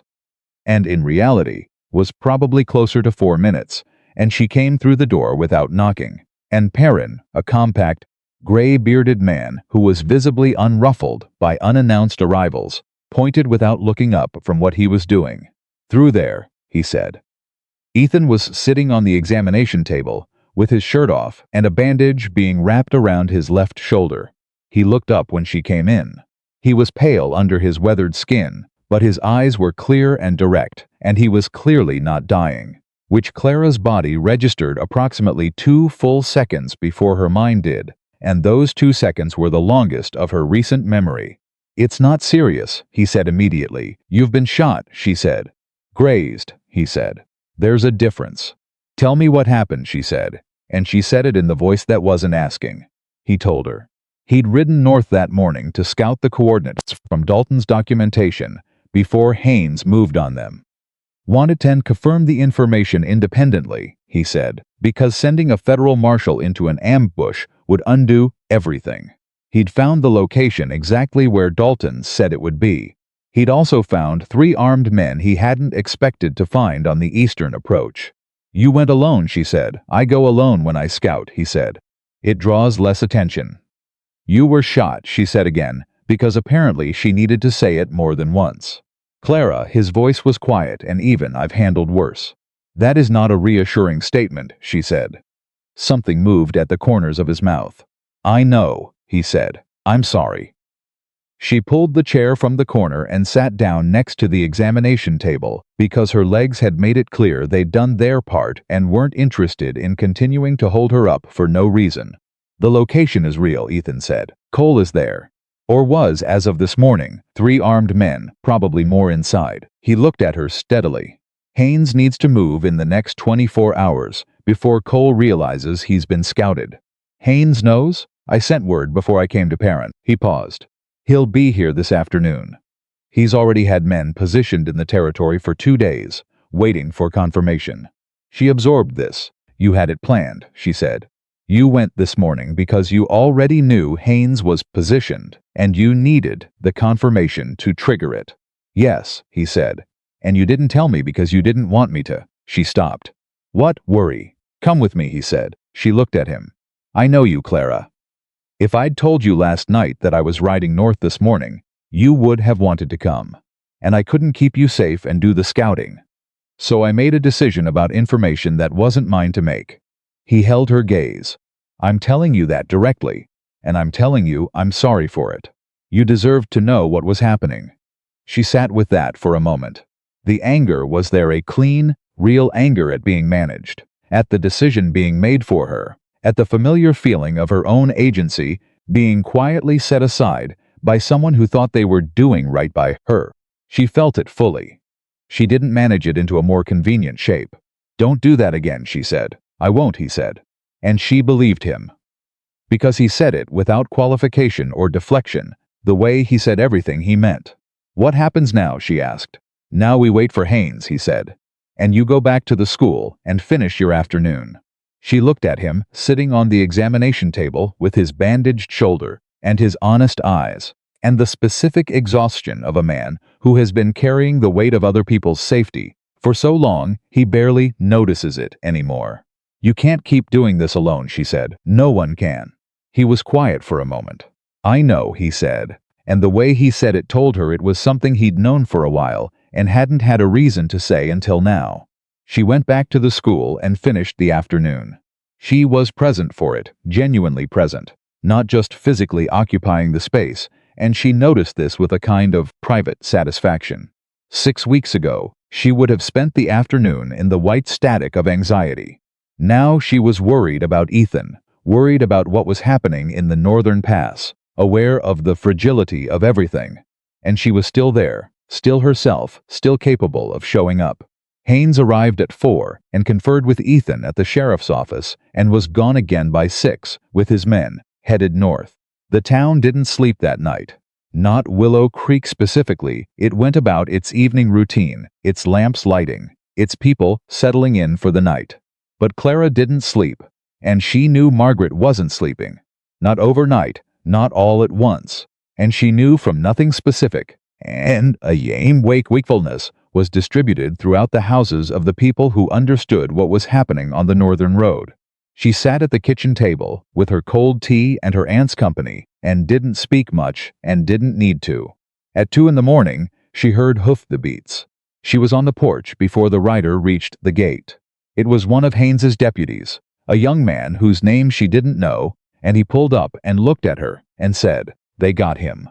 Cole Crane is in custody." She pressed both hands flat against the porch railing and breathed. "Casualties?" she asked. 2 of Crane's men. "None of ours," he paused. "Mr. Callahan is with the marshal. He'll be back by morning." She thanked him. She went inside. She sat back down at the table. Margaret, who had been standing in the kitchen doorway, came and sat across from her. Clara looked at her hands. They were the same hands. They always were, ordinary, unremarkable, capable of what was asked of them. They were not trembling. "It's over," she said. It's over, Margaret agreed. She thought about the woman in the stagecoach herself, 6 weeks ago, folded into that seat with the walls of the world pressing in. She thought about the box she'd put the memory in, and carried like a stone in her chest across 6 weeks, and a continent of interior territory. She thought about Cole Crane's wrong smile, and what it had tried to tell her about herself, about her place in the world, about whose hands the future rested in. He'd been wrong, and he was in custody, and she was sitting at her aunt's kitchen table at 2 a.m. with steady hands and a heart that hurt but was not, categorically, was not, broken. "I'm going to bed," she said. "Good," said Margaret. She went. She lay down in the dark, and she felt the anger and the grief and the relief move through her in sequence. Like weather, like things that belong to the natural world, rather than the world of damage. She felt all of it and let it pass. She thought about Ethan riding back in the morning, and the thought was not framed in fear. It was framed, not all at once. Something that had been something else, something that had been building in the quiet of their morning walks and the steady accumulation of all the things he'd offered without asking for anything back. She didn't have a name for it yet. She was close to one. She fell asleep before she found it. And when morning came, and she heard the sound of hoofbeats on the road, and she went to the window and saw Ethan Callahan, riding through the early light, with his bandaged shoulder and his face turned toward the house the way a compass needle turns north. She thought that perhaps the name had found her instead. He rode through the gate at 7:30 in the morning, and Clara was standing on the porch with her coffee night going cold in her hands. And she'd been standing there for 40 minutes, without knowing exactly when she'd started waiting, or when waiting had stopped being something she was doing, and started being something she simply was.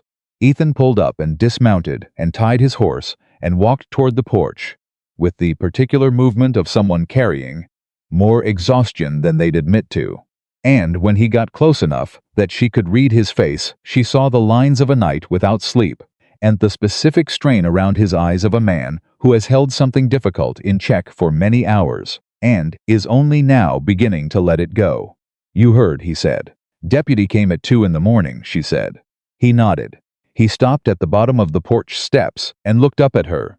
"You waited up, I wasn't sleeping anyway," she said. Which was true, and also not the full truth, and she suspected he knew the difference. "Come inside," she said. "Margaret made breakfast an hour ago. There's enough." He ate at the kitchen table with the focused, grateful attention of someone genuinely hungry, and Margaret refilled his coffee without being asked, and then excused herself to the garden with the transparent tact of a woman who understood exactly when her presence was and wasn't useful. Clara sat across from him and watched him eat, and felt something in her chest that had been clenched since the deputy's hoofbeats settle into something looser, something that had room in it. "Tell me how it went," she said. He told her. Haynes had moved on the northern pass with 7 men approaching from 3 directions simultaneously to prevent any exit route. Cole Crane had been inside the main structure with 4 armed men. There had been shooting approximately 20 minutes of it, he said, with the flat precision of someone describing a thing they've processed enough to report rather than relive. 2 of Crane's men went down in the exchange. The other 2 surrendered. Cole himself had tried to run and gotten 20 yards before Haynes's deputy cut off his path. "He's in federal custody now," Ethan said. "He'll go to Helena in 3 days under guard this time. Haynes isn't taking chances with the transport." He paused. "He wanted me to tell you that your testimony was the foundation, that without it, none of the rest of it connects." She sat with that for a moment. "I know," she said. Not with pride, just with the steady certainty of someone who has done something that needed doing and doesn't need external confirmation that it mattered. She'd known when she was sitting in that chair across from Marshal Haynes, finding the precise words for precise facts, that it mattered. She hadn't needed to wait for the outcome to understand it. "How's your shoulder?" she asked. "Sore," he said. "Perrin says 2 weeks before I should be doing any significant work with it." "Will you listen to him?" A pause. "I'll try," he said, which was the most honest answer he could have given, and she appreciated its honesty more than she would have appreciated a confident yes. "Dalton Crane," she said. What happens to him? Haynes is reviewing his cooperation. Given the documentation he provided and his years of distance from the operation, the expectation is that there won't be charges. Ethan set down his coffee cup. Whether he deserves that outcome is a separate question from whether it's the practical one. You still don't trust him, Clara said. I trust what he did, Ethan said. I don't know enough about why he did it to trust him. She nodded. This felt right to her, the distinction she'd articulated herself weeks ago, the one about knowing which parts of a thing required trust and which parts didn't. She was glad Ethan applied the same calibration she did. The day had a strange quality after he left, unhurried, almost hushed, the way days feel sometimes after a long-anticipated thing has finally happened and the world hasn't yet filled the space it occupied with new urgency. Clara went to the school in the afternoon and told the children only that some trouble in the territory had been resolved and that things were going to be calmer going forward, and they received this information with the equanimity of children who've grown up on a frontier where trouble and its resolution are both simply facts of geography. On the way home, she stopped at the dressmaker's, and Louise came out from behind the counter and hugged her without preamble, which Clara hadn't expected, and which somehow undid something she'd been holding very carefully in place all day. We all knew what you did, Louise said quietly, talking to Haynes. Most people wouldn't have. Most people didn't have the specific information I had, Clara said. Most people who had it would have been too frightened to use it, Louise said. Don't minimize it. Clara looked at her. I was frightened, she said. I just decided frightened wasn't a reason not to. Louise pulled back and looked at her with an expression of straightforward admiration that Clara found simultaneously touching and slightly uncomfortable, the way genuine admiration always made her feel when she hadn't sought it. Stay for tea, Louise said. She stayed for an hour and a half and talked about nothing related to Cole Crane or federal marshals or any of it, just talked the way women talk when they've found each other's company genuinely worth having, moving from topic to topic with the ease of people who don't have to manage the conversation carefully. She walked home in the early evening, feeling lighter than she'd felt in months, which was perhaps the simplest measure of how much of her internal energy had been quietly occupied by carrying what she'd been carrying. The real shift happened 3 days later. She was walking the Eastern Road in the morning, the first morning she'd walked it since everything had concluded. The first morning it felt like simply a walk, rather than a form of navigation through the territory of her own fear. And Ethan came out of the ranch gate and fell into step beside her, and neither of them said anything for a quarter mile. Then he said, I've been thinking about something. What? She said. About what comes next, he said. For the ranch, he stopped, started again. For a lot of things. She waited. She'd learned to wait for him, had learned that he processed towards speech the way a careful craftsman works toward a finished thing through, rather than around the parts that required the most attention. I've been running this ranch alone for 14 years, he said. I told myself that was a preference, that I was suited to solitude in a way other men weren't. Were you? I was suited to not having to risk anything, he said. That's a different thing, and I confused them for a long time. She listened to this and felt its precision.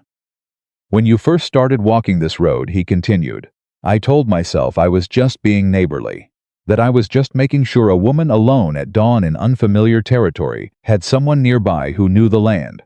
He paused. That stopped being the whole truth about 3 days in. What was the rest of it? She asked, and her voice came out steady, which she was grateful for. That I wanted to know you, he said simply, that I hadn't wanted to know anyone in a long time, and I didn't quite know what to do with it. He glanced at her. I still don't fully, but I'm less willing to pretend it isn't true than I was. She walked for a moment in the space his honesty created. I'm still afraid sometimes, she said. Not of you. I want to be clear about that. I know, he said. But the fear doesn't run things the way it used to, she said. I've been paying attention to that, to the difference between being afraid and letting fear be in charge. She paused. Most days now, I can feel them as separate things. That's not a small thing, he said. No, she agreed. It isn't. Another stretch of quiet road. A bird called from somewhere above them, sharp and declarative. "I'm not going anywhere," he said. Not as a promise extracted from some urgent moment, just as a fact being stated. The way he stated facts, without decoration. "I want you to know that in whatever way it's useful to you. Not as pressure, just as information." She looked at him. The morning light was on his face, and he was looking ahead down the road. And she saw him the way she'd been slowly seeing him for months. The accumulated picture of him, built from all the small, consistent, unperformative things, the way he'd stood his ground outside the livery, the way he'd held the mare's neck until she stopped trembling, the way he'd received her worst truth without flinching, the way he'd said, "I won't do that again," and meant it. "I know you're not going anywhere," she said. "That's part of why I trust you." He looked at her then. "Clara," he said, just her name, but in the particular way that someone says a name when it means something more than the name itself. When it carries the weight of everything they haven't said yet but intend to. "I know," she said softly. "I know." They were back at the ranch gate before either of them spoke again. "Come to dinner tonight," he said. "I'll cook. I'm not as bad at it as my reputation suggests." She smiled at that. "Who says you have a reputation?" "Grover at the general store," he said seriously. "He has a lot of opinions about ranch cooking." "I'll come to dinner," she said. She went home and told Margaret, who said nothing but had an expression that communicated a great deal. And Clara chose not to engage with the expression, and instead spent a very normal afternoon doing normal things, with the deliberate calm of someone who is containing a significant internal development. She arrived at the ranch at 6. He had, in fact, cooked a genuine meal, not elaborate but well considered, and the table was set, with the same careful attention he brought to everything, the same sense that the details mattered. Because whatever you were doing was worth doing completely. They ate and talked, and the conversation moved with the ease of two people who had been finding out each other's thinking for months, and were now doing it without the scaffolding of their morning walks, without the open road and forward motion as a structural excuse for proximity. This was different a table between them and lamplight and the close particular intimacy of being in someone's space. The place they'd built and tended and lived in alone for a long time. She asked about the ranch records he kept so meticulously, and he brought them out and showed her years of careful documentation, the whole history of the place, in numbers and observations. And she read through entries from a decade ago, and heard the voice of a younger, lonelier version of him in the sparse, factual prose, and felt something move in her chest that was not quite sorrow and not quite tenderness, but somewhere between. "You've been alone out here a long time," she said. "Yes," he said, "just that. No performance of it, no asking for sympathy." "Does it bother you," she asked, "that it took this long?" He looked at her for a moment. "It used to," he said. "Now I think maybe some things need to take the time they take. To find the right." He stopped. "I was going to say the right person, but I think what I mean is more specific than that." "What do you mean?" "The right time and the right person," he said, "arriving when you're actually able to receive them. Those three things together." He paused. "I wasn't ready before. And the people I met before," another pause. "It would have been wrong. For them and for me." She understood this with her entire body, this truth about timing, about readiness, about the specific cruelty of the right thing arriving at the wrong moment. She'd thought, sometimes, in the early weeks here, about what she might have made of a man like Ethan if she'd met him before the stagecoach, before the fear had stripped everything back to essential structure. She thought perhaps she would have walked past him entirely, would have been too busy managing herself into the shapes other people wanted to see her form to recognize the value of a man who wanted nothing from her except what she chose to give. "I was shaped wrong before I came here," she said. "Not ruined, just shaped by the wrong hands into the wrong shape." He was quiet, attentive. "I came here thinking I needed to rebuild something," she said. "I think what actually happened is I found out what was already there, underneath everything that had been built on top of it." She looked at her hands on the table. "What's underneath isn't afraid. It's the rest of it that's been afraid." He reached across the table and put his hand over both of hers. Not a gesture of comfort, not a gesture of claim, A gesture of presence. I'm here, I hear you. This is real. She looked at his hand on hers and felt the familiar automatic response, the slight tightening, the body's old reflexive warning, and then felt it pass through rather than stop, the way a cloud passes through sky rather than replacing it. She turned her hands over and held his. Ethan, she said. Yeah, he said. I need you to understand something about what I'm doing right now, she said. About what this means. Tell me, he said. Before the stagecoach, she said carefully, I would have done this without thinking about what it meant. I would have let the moment carry me and told myself I was being spontaneous. She paused. I'm not being spontaneous right now. I'm making a choice. Deliberately. With full knowledge of what I'm choosing. He looked at her with those rain-gray eyes and said nothing. I'm choosing this, she said. I'm choosing you. Not because I have to. Not because I'm afraid of what happens if I don't. Because I want to. Because it's the truest thing I've felt since I got here, and I'm not interested in being careful with it anymore. He was very still. I want you to know the difference, she said, between something that was taken and nothing that's given. He stood up slowly. She stood up too, because sitting felt wrong for whatever was about to happen, felt like the wrong posture for it. They were on the same side of the table somehow. She wasn't sure precisely when that had happened, and he was close enough that she could see the careful, contained feeling in his face that she'd learned was what his most genuine emotions looked like from the outside. Clara, he said, and her name in his voice was the whole conversation they'd been having for months, compressed into 2 syllables. Yes, she said, not answering a question, answering the thing underneath the question. He raised his hand and touched her face, his right hand, the unbandaged side, cupping her cheek with the same deliberate gentleness he brought to frightened animals, to broken things, to everything in his care. His thumb moved once, a small motion like punctuation. She leaned into it. The kiss was nothing the one she'd been carrying in the box in her chest for months. It was slow and careful, and completely without any of the qualities she'd spent so long bracing herself against. No force, no claim, no demand embedded in it. It asked rather than took.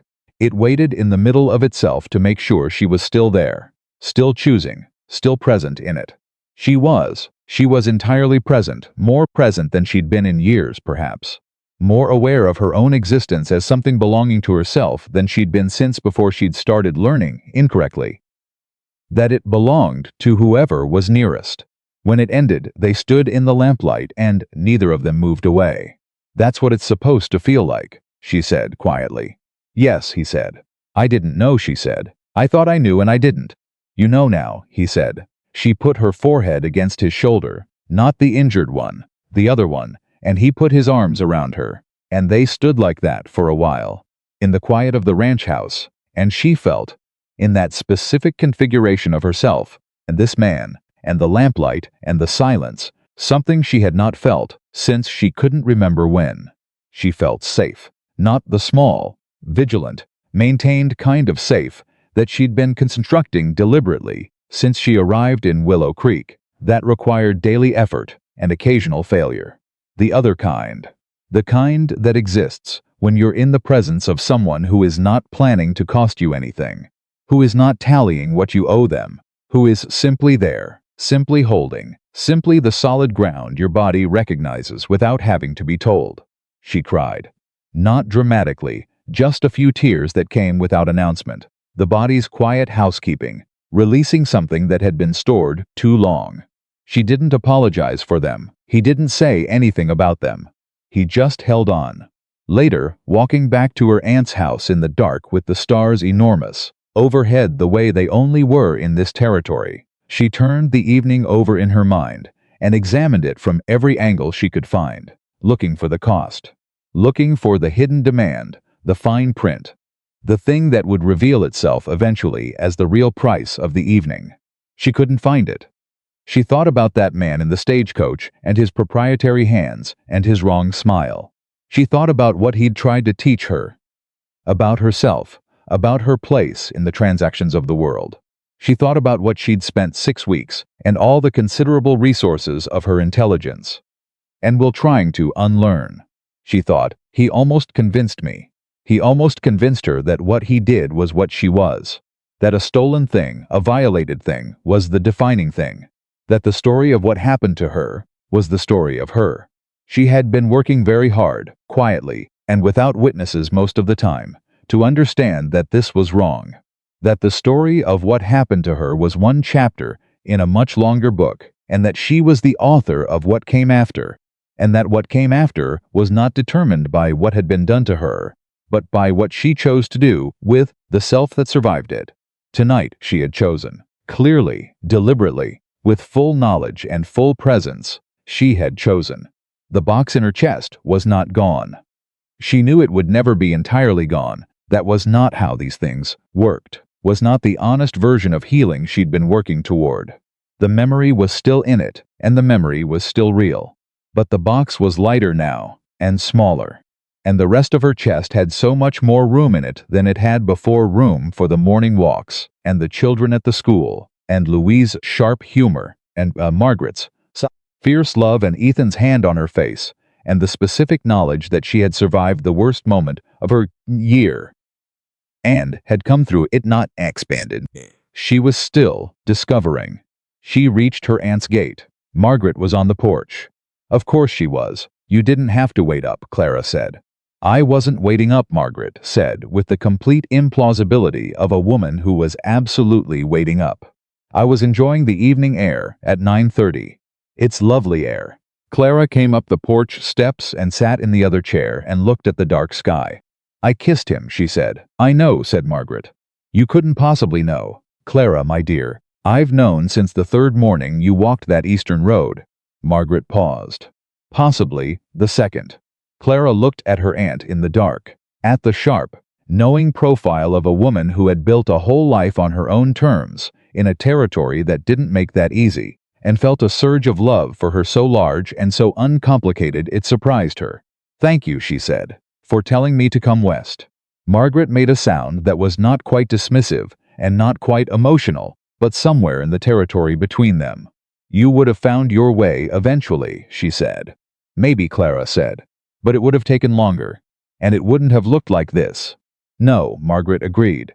It wouldn't have. They sat together in the comfortable silence of women who don't need to fill space with noise, and Clara listened to the sounds of the frontier night, the horses in distant stables, the wind moving through the gaps in buildings, the particular quality of silence that existed only in places where human sound was still a minority against the larger, older sound of the land. She thought about the woman she'd been on the train, heading west. How she'd made herself promises about not trembling and not hiding and not letting fear be in charge. She thought about how she'd held those promises in her clenched hands like something she was afraid of dropping. She'd dropped them sometimes. She'd trembled. She'd hidden. Some days, when the box fell open and the contents were too immediate for any amount of will to manage. But she'd kept coming back. She'd kept getting up in the morning and choosing the road and choosing presence and choosing, eventually, the man who'd shown her that the road could lead somewhere she wanted to go.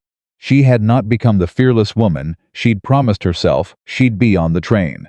She had become something more honest than that. A woman who was sometimes afraid and chose anyway.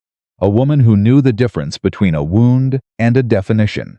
A woman who understood now, in her bones rather than just her mind, that love was not something that was done to you.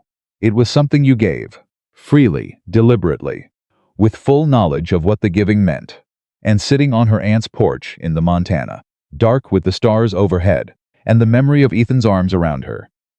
And the box in her chest, smaller than it had ever been since the day she'd arrived, Clara Whitmore understood with her entire self that she had given it, that it had been received, and that the receiving had changed them both.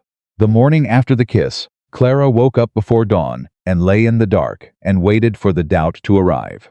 She knew herself well enough by now to expect it. She'd learned in these months in Willow Creek that her interior life operated on a slight delay, that the emotional consequences of significant events had a way of presenting themselves, not in the moment, but in the quiet hours.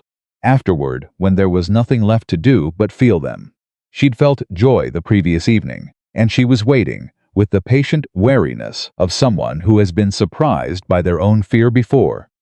For the counterweight to swing back. It didn't come. What came instead was something quieter and more durable than joy. Something that didn't require the darkness to leave in order to exist. She lay in her bed in the pre-dawn stillness and took stock of herself the way she'd been doing every morning since she arrived, checking the architecture of her own internal state with the careful attention of someone who has learned that the apparent structure matters, that foundations require maintenance, and what she found was solid. Not perfect, not without the familiar contours of the box that still existed in her chest, the memory that would always occupy some portion of her interior landscape. But solid, present, belonging to itself. She got up and made coffee and was at the eastern road before the sun fully cleared the horizon. Ethan was already at the gate. He'd beaten her there, which meant he'd been waiting, which meant he'd also been awake in the pre-dawn, and had also, in his own way, been taking stock. They looked at each other for a moment in the early light. "You're early," she said. "So are you," he said. "I wanted to see if it was still true in the morning," she said. He understood immediately. She could see it in his face, the recognition of what she meant. The same question he'd been asking himself, in whatever pre-dawn hour he'd been awake in. "Is it?" he asked. She looked at him. At the weathered steadiness of him, the careful honesty of his eyes, the way he was asking the question without trying to influence the answer. "Yes," she said. "You?" "Since the first morning you walked this road," he said. It was true before I knew what to call it. They walked. The news of Cole Crane's formal indictment reached Willow Creek on a Friday, 2 weeks after his arrest, carried by a rider from Helena with a letter from Marshal Haynes, addressed to the sheriff, but with a separate note for Clara.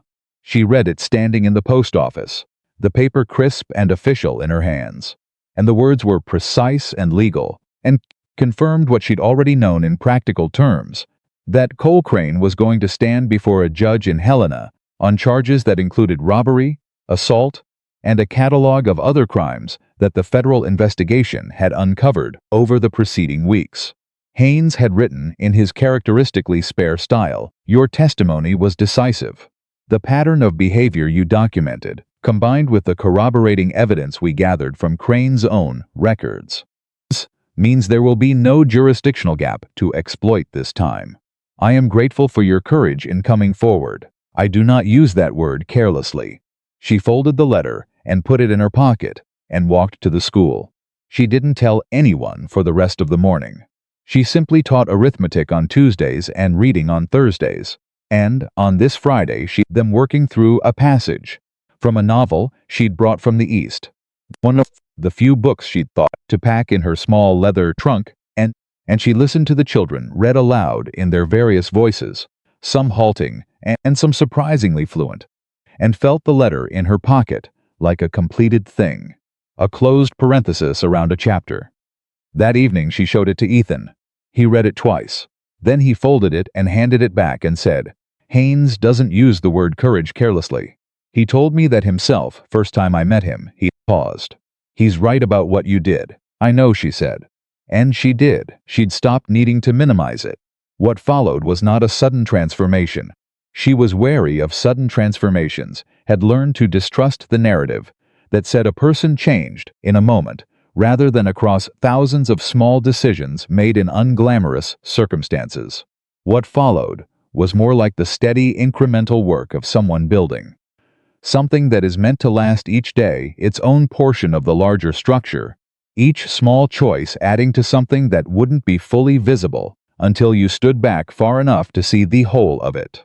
She and Ethan continued the morning walks. They continued through October, when the mornings went cold and she wore her wool coat and her breath made small clouds in the air.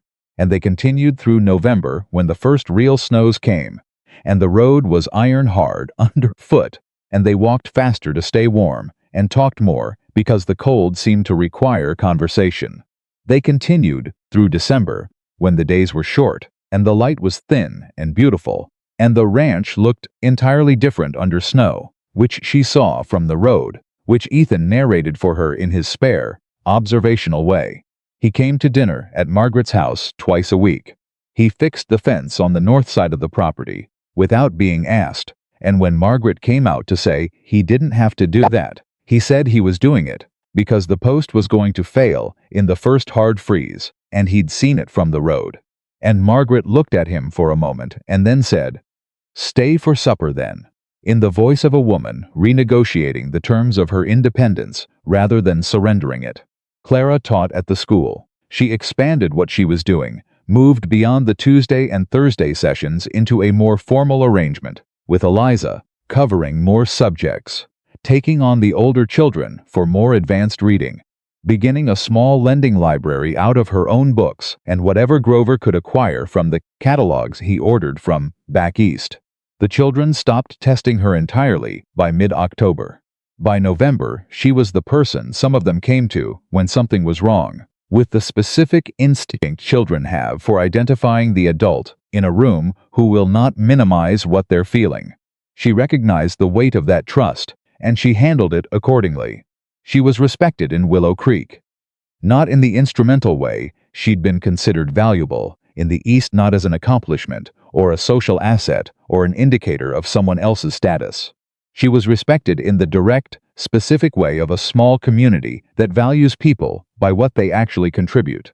She showed up when she said she would. She did the work thoroughly.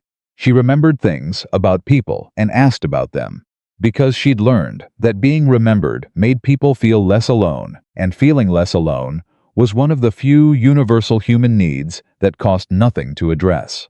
The box in her chest was still there. She wanted to be honest about that, even in the privacy of her own accounting. There were still mornings when it fell open, still moments when a voice pitched a certain way or a movement came from an unexpected direction, and her body responded before her mind could contextualize it. She didn't fight these moments anymore. Fighting them had never worked, had only generated a second layer of distress on top of the original one. She let them move through, the way weather moves through, and she breathed, and she waited for the present to reassert itself over the past, and it always did. It always did, she told Ethan about these moments. Not in formal confession, not in a way that required him to respond with anything particular, just as an element of honest account she was keeping of her own interior life, which she'd decided she was not going to edit for anyone's comfort, including his. He received this information the way he received everything about her, without drama, without attempting to fix what wasn't fixable, without performing a concern that was really about his own discomfort with her discomfort. "Is it getting less frequent?" he asked once. "Yes," she said. Slowly. "That's enough," he said. There were things she was discovering about him in these months that she hadn't anticipated. He was funnier than he appeared. The humor was dry and precise and completely unexpected, arriving without announcement in the middle of conversations about entirely serious things. And it never punched down. It was always directed at situations, at the absurdities of frontier life, at himself. It surprised her every time, and she laughed every time. And he looked, each time, as though her laugh was something he hadn't gotten tired of. He was also, she discovered, a person who had been paying very close attention to the world around him for a very long time, and had accumulated a quality of perception that she found consistently remarkable. He noticed things. Not in the way that some people notice things to comment on them, to demonstrate their own attentiveness, to make the noticing itself the point, but in the functional way of someone for whom observation was simply the tool he used to navigate a world that required honest information rather than flattering versions of it. He noticed when she was tired before she admitted it. He noticed when she was managing something internally without discussing it, and he didn't press, but he adjusted the pace of a conversation to give her more room. He noticed the children at the school beginning twinge to her, and mentioned it once, specifically, naming two of the children and what he'd observed in them. And she understood from the specificity that he'd been watching not to comment on her work, but because he cared about the same things she cared about. She noticed these things, and she filed them all in a part of herself that was not the box, but something very different from it. Something, not about what had been taken, but about what was being given, freely, continuously, without keeping a ledger. The trial in Helena was set for March. Marshal Haynes sent word that Clara's presence would not be required. Her written testimony, properly notarized, was sufficient, but that she was welcome to attend if she wished. She thought about it for 2 days. She talked to Ethan about it on one of their walks, laid out the considerations plainly, and he listened without suggesting what he thought she should do. She talked to Margaret about it over breakfast, and Margaret said, "What do you want?" with the precision of a woman who believes that question is the only relevant starting point. "I want it to be finished," Clara said. "The trial will be finished, whether or not you're in the room," Margaret said. "The question is, whether being in the room helps you finish it." She decided not to go. Not from fear. She was clear with herself about the distinction, but because she understood that her presence in the courtroom was not the thing that would complete the chapter. The chapter was already complete. She had said the true things to the right person, at the right time, and those things were in motion.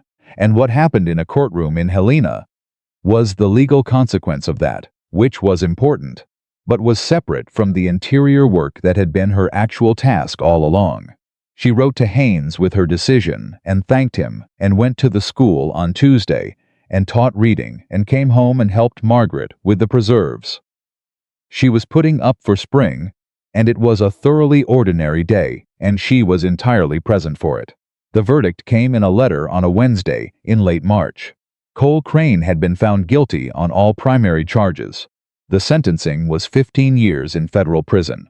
The letter was signed by Haynes, and also, separately, by the judge, who had added a brief personal note, indicating that the testimony from the initial interview, provided by a witness whose composure and precision were, in his 30 years on the bench, exceptional, had been central to the prosecution's case.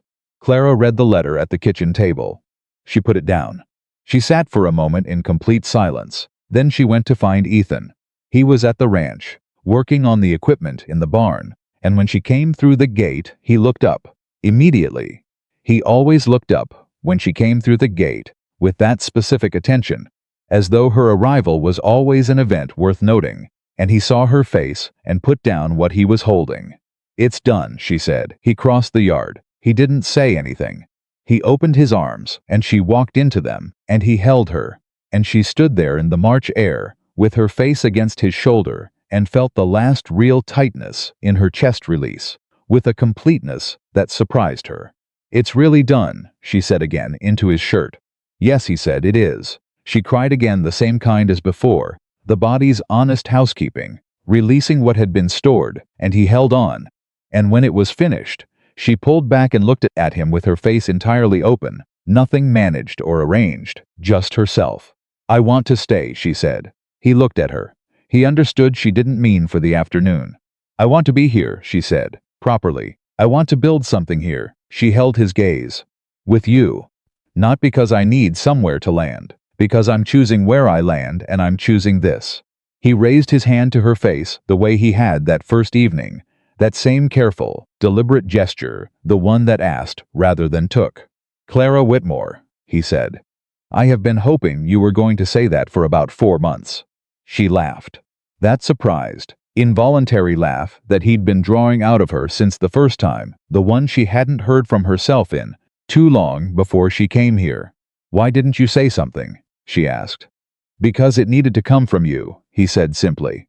"Because anything that matters between us has to come from you choosing it, not from me asking in a way that makes it harder to say no." She looked at him and thought about every man she'd known before this one, every dynamic she'd moved through, every instance of being shaped and managed and steered toward outcomes she hadn't fully chosen. She thought about how long it had taken her to understand the difference between being wanted and being chosen, between being pursued and being met. She thought, this is what it's supposed to be, not perfect, not without complexity or history or the ongoing work of two damaged people deciding to trust each other anyway, but genuine and mutual, and freely entered into by both of them, with full knowledge of what they were carrying, and full willingness to carry it together. "Then I'm asking," she said, clearly, without ambiguity. "I'm asking to stay, then stay," he said. "Please stay." She stayed. The spring came, and with it the particular renewal of a frontier landscape that has endured a hard winter and is demonstrating, with the vigorous insistence of things that know how to survive, that it has endured. There was work. There was always works. Which she had come to understand was not a burden so much as a structure, the daily physical fact of the ranch, and the school, and the community that made the interior life possible rather than overwhelming it.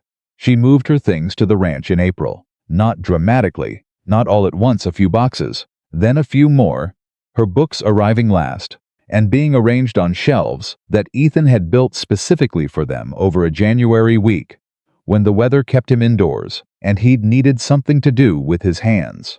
She found the shelves one morning when she arrived for breakfast, and stood looking at them for a long moment, at the careful proportions of them, the solid craftsmanship, the specific fact that he had built them, before she'd asked, before she'd indicated she might want them. Simply because he'd understood they were something she would need. "You built these in January," she said. "The wood was seasoned," he said, with the specific evasive precision of a man attributing a sentimental gesture to practical circumstance. She kissed him instead of arguing with him about it, which seemed like the more efficient response. Margaret remained in her own house, which was what she'd wanted, and which suited Clara in its own way, because it meant that what she and Ethan were building was theirs, not an extension of anything else, not a continuation of someone else's structure, but a new thing assembled from the materials of two people who had both spent too long alone, and were now discovering, incrementally and with occasional difficulty and considerable grace, what it felt like to not be. There were difficult days. She would be dishonest if she omitted them. There were days when the box fell open early. She spent the morning in the white noise of the old fear and couldn't shake it before afternoon. There were days when the particular quality of her own history pressed on her, in ways she couldn't easily articulate, when she felt the weight of everything that had been taken and everything she'd had to rebuild, and she was simply tired from the effort of it. She didn't hide these days from Ethan. She told him when they were happening, and he adjusted, and he stayed, and he didn't require her to perform recovery. She wasn't yet feeling, and there were days, more and more of them, gathering into weeks and then into a season when she woke up, and the box was simply closed, simply in its place, small and manageable, and no longer the dominant feature of her interior landscape. Days when what she felt first was not vigilance, but something uncomplicated. The sound of the ranch coming to life in the morning, the smell of coffee, Ethan's voice from somewhere in the house, talking to the horses or to himself in the mild narrating way he had when he thought no one was listening, the knowledge that she was exactly where she had chosen to be. On one of these mornings she lay in bed and thought about the girl on the train heading west, clutching her promises about not trembling in her clenched hands, repeating them like prayers she didn't quite believe, preparing herself to perform strength she wasn't sure she had. She wanted to tell that girl something. She wanted to tell her that the strength was real, that it was already there, underneath everything that had been built on top of it, waiting to be found. She wanted to tell her that healing was not a destination you arrived at, but a direction you moved in, and that moving in it, even slowly, even on the hard days, was enough. She wanted to tell her that the man she was going to meet on the Eastern Road was not going to rescue her, which was the right and important thing, and that he was going to do something much harder and more valuable than that. Instead, he was going to see her clearly, and stay anyway, and never once make her feel that she owed him anything for the staying. She wanted to tell her that love, the real kind, did not feel like pressure. It felt like ground. The school children adored her by summer. She knew this, not because anyone said so.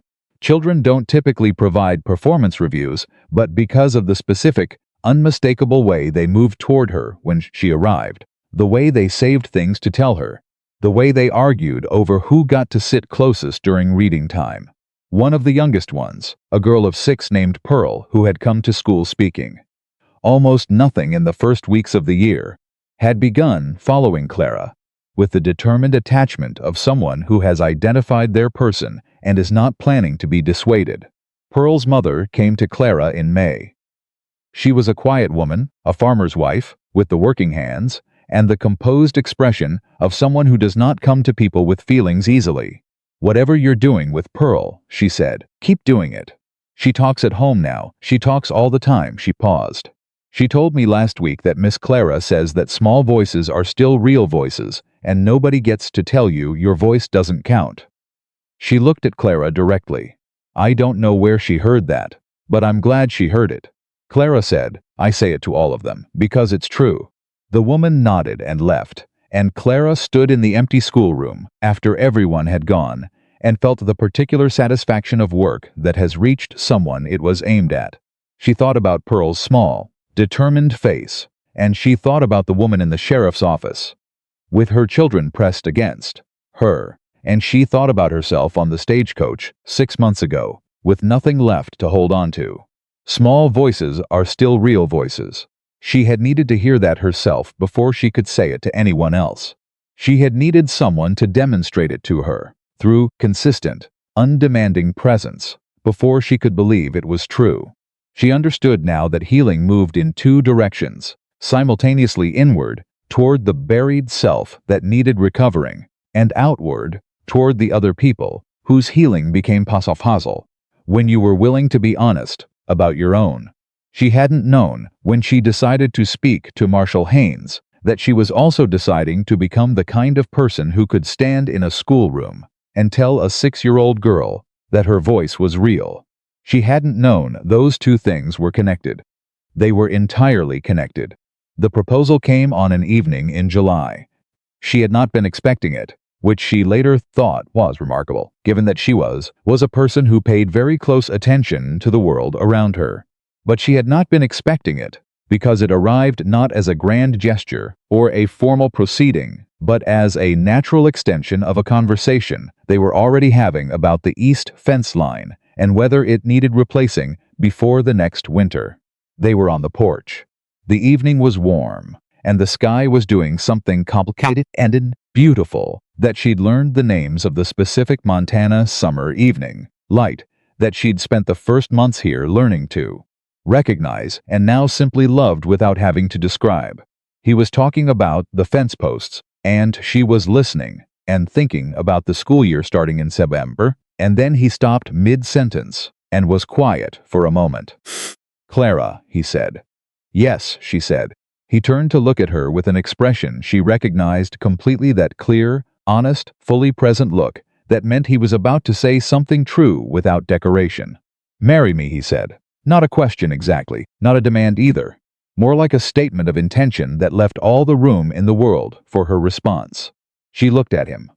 She thought about everything she'd believed about herself and about love before she arrived in this territory. She thought about the wrong version of it she'd carried, and the long, difficult work of putting it down, and the shape of the real thing that had emerged in its place. She thought about the kiss that had been taken from her, and all the kisses since that she had given, freely and completely, and with full knowledge of what she was giving. She thought, "I have been building toward this answer since the morning I got on the train." "Yes," she said. He exhaled slowly, the long, relieved exhale of a man who has been holding his breath for longer than he realized. And she laughed at the sound of it, and he looked at her, and he laughed too. Not the short, reluctant sound she'd first heard from him, but something fuller and more open, and she thought she would spend a considerable portion of her being glad she'd been present for it.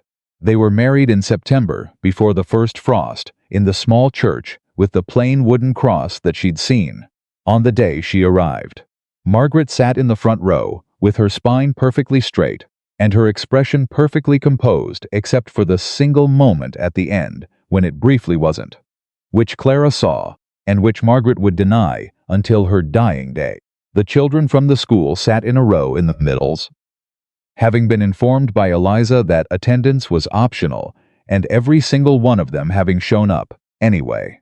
Pearl sat at the end of the row with her hands folded neatly in her lap, and watched the whole proceeding with the focused seriousness of a 6-year-old who has identified this as an important occasion.